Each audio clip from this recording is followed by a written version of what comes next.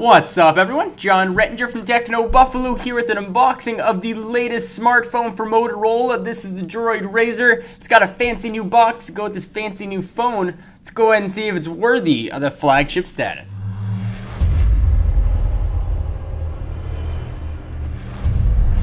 Alright, so here is the Droid Razr in its fancy new soft touch box, different than the previous Droid models that we've seen come out of Motorola and Verizon. It's going to be available on 11/11/11 at appropriately enough 11/11 a.m. It's going to cost you $299 with a 2-year contract. So let's go ahead and remove the sheath. Whoosh. Droid Razr sort of emblazoned on the box. Got that sort of creepy, all-knowing droid eye. I'm very curious to see what this guy looks like. It was definitely one of the flagship announcements of the past few weeks, perhaps overshadowed by the ice cream sandwich announcement, which Motorola has said this guy will be getting. So we'll go ahead and pull it out of here. For any of you guys that remember the original Razr, this is going to be a very friendly feel. This phone is extremely thin. We'll talk about the dimensions in just a minute. With its sealed-in battery and Kevlar back, I will begrudgingly put this guy off to the side for just a minute and see what else we're going to get in the box. We are going to get a LTE SIM card, which I think is going to be already in there. The folks at Motorola and Verizon probably put it in. We've got a power thing that plugs into the wall with prongs. Does this with a USB port, actually with 2 USB ports. Well, that's handy.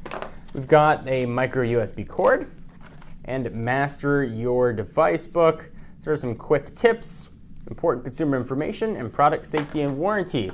But that's not why we're all here. I am extremely excited to take a look at this guy. This phone is really impressive. The Razr was actually one of my first phones that I ever bought. Just sort of started my love affair with technology. So this has a little bit of a special place in my heart. So I'm going to go ahead and try and power this on. Hopefully it's got enough charge. And it looks like it does. All right, so while it's booting up, let's go ahead and run through the specs. So it is running Android 2.3.5, but will be upgraded to some tasty ice cream sandwich. Dimensions, this is all in inches. 5.15 by 2.71 by 0.28. You can certainly see it's got a bit of a hump there on top. Still an extremely thin device.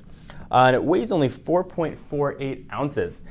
This screen here is 4.3 inches. Pretty high resolution though, at 540 by 960. It's a Super AMOLED panel with 256 ppi, and it's got Gorilla Glass, so you're not gonna scratch it up. Go ahead and unlock that, and you can see Motorola's skin on there. Used to be called Moto Blur, now it's just Moto Skin. It's got a really large battery for such a thin size. 1,780 milliamp hours are packed in there. It's got 1 gig of RAM, 16 gigs internal with expandable micro SD card slot, and you should get a 16 gig card installed in there as well.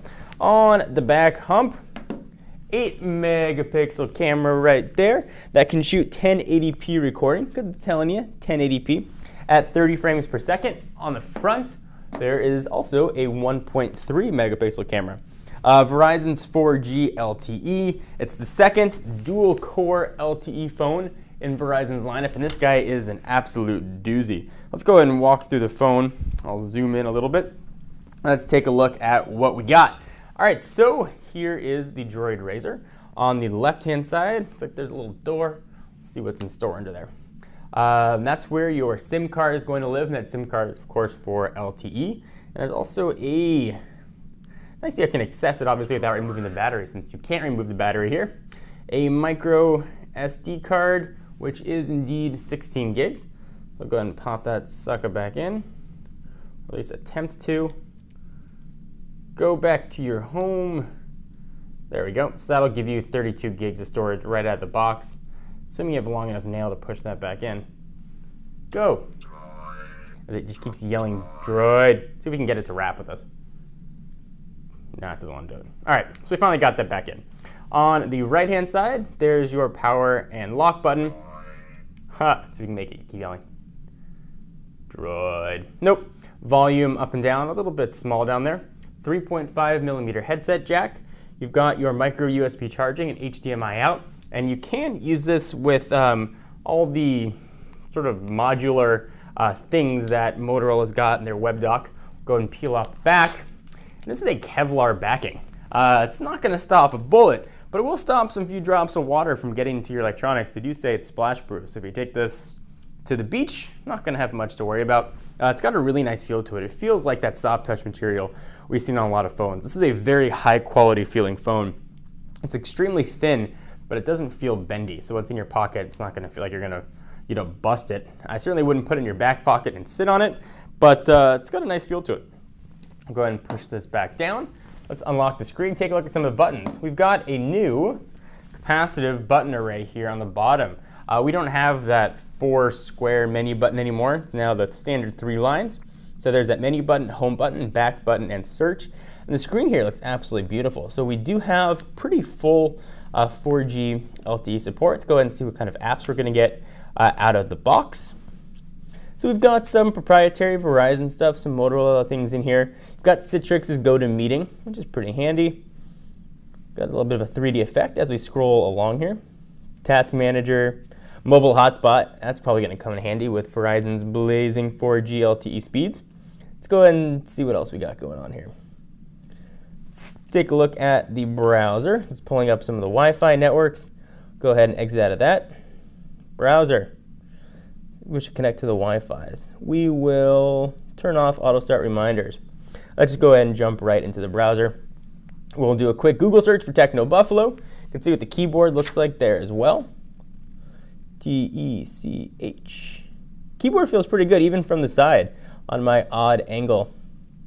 Techno Buffalo. There we go. And we'll take a look how text looks and how pinch to zoom is. And this is all over 4G LTE, as you saw. I'm not connected to Wi-Fi. Pretty fast. Pinch to zoom seems to be a little bit odd. Sort of working. We'll try another website that's not mobile optimized and see how that looks. Let's go ahead and try. Let's try ESPN. We'll try the full site. ESPN.com. Boom. And we'll see what that looks like. It's going to load the mobile version at first, and then we'll scroll down and go off the mobile version, take a look at how everything looks. And again, this is not over Wi-Fi. This is just over 4G LTE. Scroll to the bottom, and let's go to ESPN Home. All right, there we go. So now we've got the full ESPN loading in all its glory and loading very quickly. And now let's see if we got pinch to zoom. Smooth pinch to zoom with flash content loading. There's a video going on right there. We got flash ads going, and things are humming along pretty quickly, as you would expect from its 1.2 gigahertz dual-core TI OMAP 4430 processor if you're keeping track at home. So let's go ahead and bring in a real quick size comparison. Let's go ahead and usher on in an iPhone 4, and you can really get a chance to see not only how beautiful the screen looks. Go ahead and check out the home screen, but how thin this is as well. This is just an extremely thin device. Even with the hump right there, you can see just how thin this guy really is. So is this going to be your next phone? Do you care if it doesn't have ice cream sandwich? Are you willing to wait for the update? I want to hear from you. I am John Rettinger from Techno Buffalo. This has been an unboxing and first look at the Droid Razr.